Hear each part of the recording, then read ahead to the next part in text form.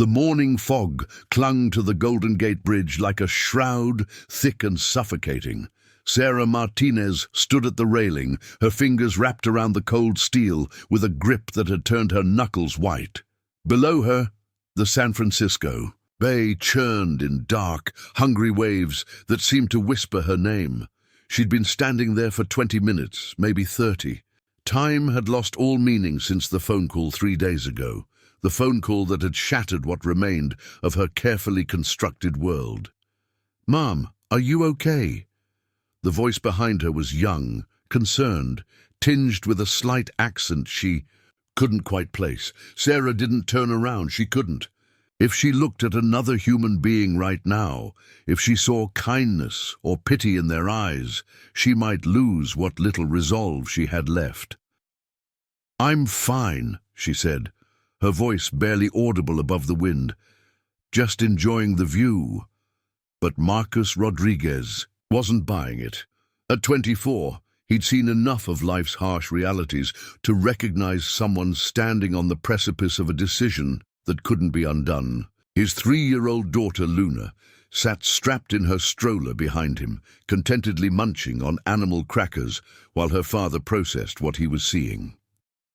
Marcus had been on his way to the pediatrician for Luna's checkup when he'd noticed the woman at the railing. Something about her posture, the way she leaned just slightly too far forward, the rigid set of her shoulders, it all screamed danger to someone who'd once stood in a similar place himself. "It's pretty cold out here for sightseeing," Marcus said gently, taking a small step closer, "especially this early in the morning." Sarah let out a bitter laugh that got lost in the wind. "Cold seems appropriate somehow." Marcus glanced back at Luna, who was now attempting to feed animal crackers to her stuffed elephant. His daughter had no idea that her morning routine had just taken a detour that could change someone's life forever. "I'm Marcus," he said, his voice steady despite the adrenaline coursing through his veins.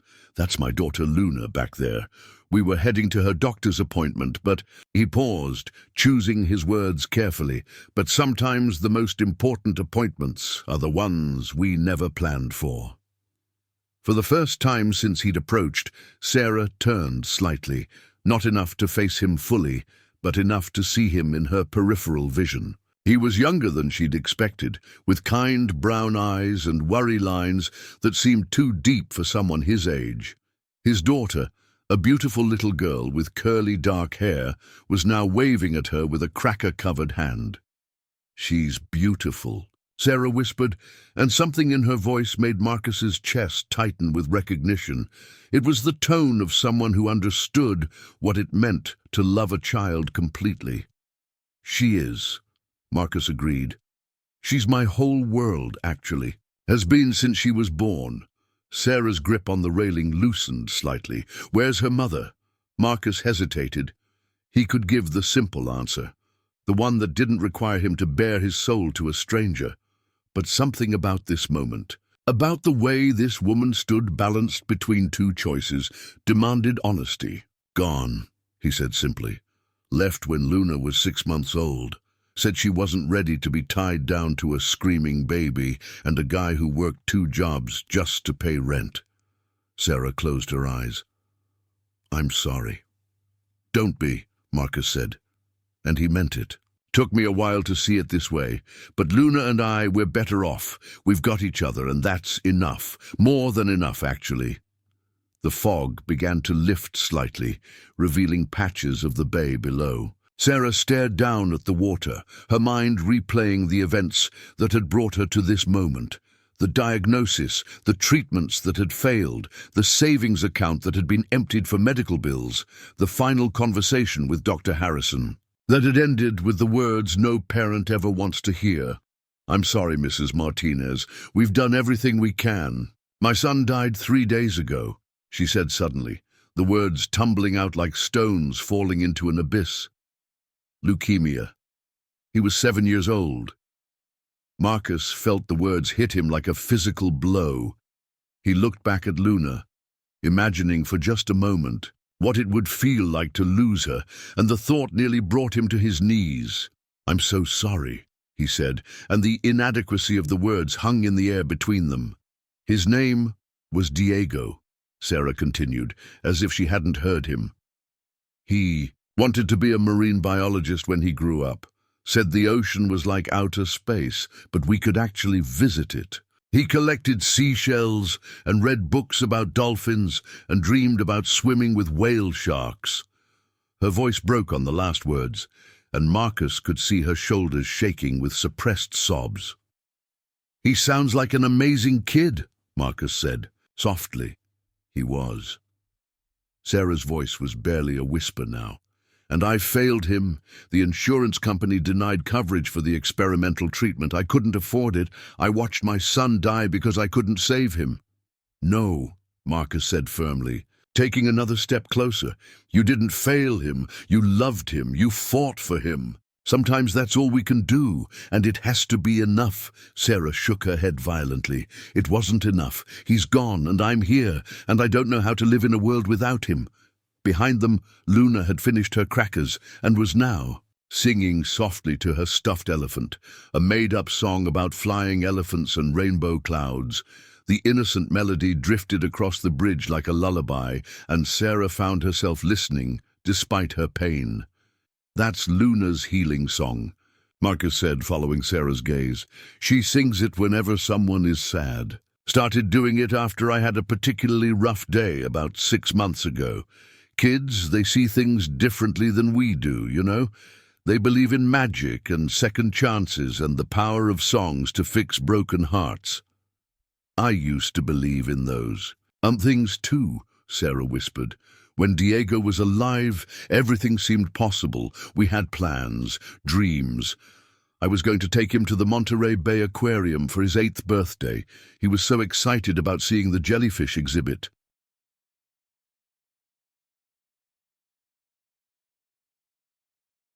Marcus felt something shift in the conversation, a small opening that he needed to be careful not to push too hard. "Tell me about him," he said. "What made Diego laugh?" Sarah's grip on the railing loosened another degree. "Stupid dad jokes," she said, and for the first time there was a hint of warmth in her voice. The worse they were, the harder he laughed. He had this giggle that was so infectious. Once, he got me kicked out of a library because he couldn't stop laughing at a joke about why fish don't pay taxes. "Why don't fish pay taxes?" Marcus asked, playing along. "Because they live in schools," Sarah said. And despite everything, despite the grief and the despair and the fog swirling around them, she almost smiled. "That's terrible," Marcus said with a grin. "Luna would love it." As if on cue, Luna called out from her stroller, "Daddy, why is the sad lady standing so close to the edge? Is she looking for something?" Marcus's heart skipped a beat. Children, with their unfiltered honesty, had a way of cutting straight to the heart of things. "I think," Marcus said carefully, loud enough for both Luna and Sarah to hear, "the lady is trying to decide something very important. Sometimes, when we have big decisions to make, we need to step back and look at all our choices." Sarah turned fully toward them then, and Marcus could see the full extent of her pain. Her eyes were red-rimmed and hollow, her face gaunt with grief and sleepless nights. But there was something else there too, a flicker of curiosity about this young man and his daughter who had stumbled into her darkest moment. "What kind of choices?" Luna asked, with the persistence that only 3-year-olds possess. Marcus looked at Sarah, silently asking permission to continue the metaphor. When she nodded almost imperceptibly, he knelt down next to Luna's stroller. "Well, sometimes when people are very sad, they think they only have one choice, but there are always more choices than we think. Like when you spill juice on your favorite dress, you could throw the dress away because it's stained, or you could wash it, and maybe the stain comes out, or maybe it doesn't, but you still have your dress." Luna considered this with the serious expression she reserved for important matters. "I would wash it," she declared, "and if the stain stayed, I would call it a design." Sarah let out a sound that was half sob, half laugh. "A design," she repeated. I like that. Kids see things differently, Marcus said, standing up again. They don't know yet that some problems are supposed to be impossible to solve. The fog continued to lift, and more of the bay became visible. Sarah could see boats. In the distance, people going about their normal lives, unaware of the drama playing out on the bridge above them. I don't know how to live without him, Sarah said again, but this time it sounded less like a statement of finality and more like a question. Nobody does, Marcus replied. Nobody knows how to do that until they have to. But you don't have to. Figure it all out today. You just have to get through today. And tomorrow? Tomorrow you figure out how to get through tomorrow. Sarah was quiet for a long moment, her eyes moving between Marcus and Luna, who was now attempting to teach her stuffed elephant how to clap. Why did you stop? She asked finally. You could have kept walking. Most people would have. Marcus thought. About the question. About the real answer that lived in his bones and his scars, and his memories of standing on a different bridge in a different city 3 years ago, when Luna was just a baby and everything felt impossible. Because, he said slowly, 3 years ago I was standing on the Coronado Bridge in San Diego. Luna was 6 months old. Her mother had just left. I'd lost my job, and I was about to lose our apartment. I felt like I'd failed at everything that mattered. Sarah's eyes widened with understanding. An old man walked up to me, Marcus continued. Must have been 80 years old, walking his ancient golden retriever. He didn't say much, just stood there with me for about an hour, talking about his dog and the weather, and how the sunrise looked different depending on which side of the bridge you watched it from. What happened? He told me his grandson was about Luna's age. Told me that babies don't need perfect fathers, they just need present ones. Then he offered to buy me coffee and asked if I wanted to see pictures of his grandson learning to walk. Marcus smiled at the memory. I never saw him again after that day, but he saved my life. And Luna's too, in a way. I figured if someone could do that for me, maybe I could do it for someone else someday. Sarah looked down at her hands, still gripping the railing, but no longer with the desperate intensity of before. What if I can't? What if the pain is too much? Then you call someone, Marcus said simply. You call me, or you call a hotline, or you call a friend. You don't make permanent decisions based on temporary pain. I don't have anyone to call. You now, Marcus said, pulling out his phone. I'm giving you my number. And Luna's pediatrician, Dr. Chen. She runs a grief support group for parents. I'll give you that number, too. Luna had managed to get one of her elephant stuffed arms to wave, and she was celebrating with a little dance in her stroller seat. Look, Daddy, Mr. Peanuts learned to wave. Can the sad lady see? Sarah walked slowly away from the railing, each step feeling monumental. When she reached Luna's stroller, she knelt down to the little girl's eye level. That's amazing, she said, and her voice was steadier now. Mr. Peanuts is very smart. He's really good at hugs, too, Luna said seriously. Want to see? Before Sarah could answer, Luna had thrust the stuffed elephant into her arms. The toy was warm and soft and smelled like animal crackers and baby shampoo. Sarah held it close, for a moment remembering what it felt like to comfort and be comforted. Thank you, she whispered to Luna, then looked up at Marcus. Thank you both.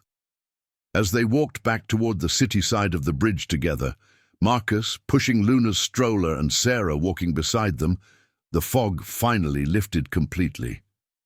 A tiny bay spread out below them in brilliant blues and greens, alive with possibilities that hadn't been visible just an hour before.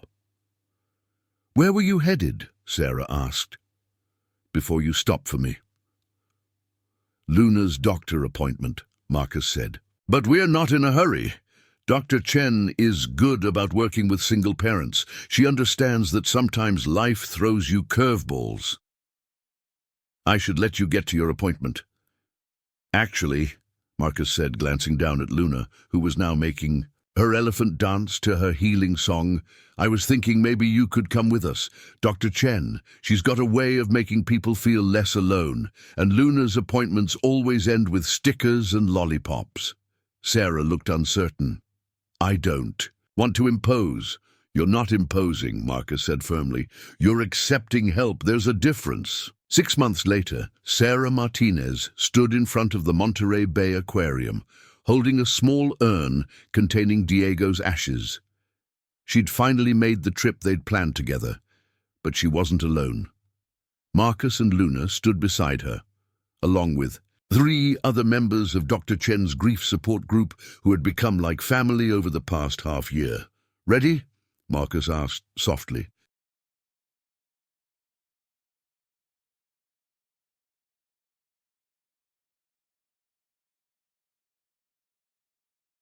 Sarah nodded, unscrewing the cap of the urn. As Diego's ashes scattered into the wind and drifted toward the ocean he'd loved so much, Sarah felt something she hadn't experienced since the phone call that had changed everything. Peace. Not the absence of grief that would always be with her, but peace with the knowledge that love doesn't end with death, it transforms. And sometimes, if we're very lucky, it transforms into the strength to help others find their way back from the edge. As they walked through the aquarium afterward, Luna pressed her face against the jellyfish exhibit's glass, her eyes wide with wonder. They look like dancing ghosts, she announced. Sarah smiled, hearing Diego's giggle in her memory. Dancing ghosts, she repeated. I like that better than just jellyfish, because that's what hope looks like sometimes. Not a grand revelation, or a moment of perfect clarity, but a 3-year-old's ability to see dancing ghosts where others see jellyfish. It's a stranger who refuses to walk away when walking away would be easier. It's the understanding that we don't save each other with perfect words or magical solutions. We save each other by showing up, by staying present, by saying "not today" to despair and meaning it. We save each other by believing that tomorrow might be different even when today feels impossible. And sometimes, if we're very fortunate, we discover that in saving someone else, we save ourselves too. If this story moved you, remember this. You have the power to be someone's Marcus. You have the ability to say "not today" to someone else's despair. It doesn't require perfect words or professional training. Sometimes it just requires the courage to stop, to stay, to care enough about a stranger to refuse to let them face their darkness alone. Have you ever been in a situation where a stranger's kindness changed everything? Share your story in the comments below. And if this reminds you that there's still good in the world, share it with someone who might need that reminder today.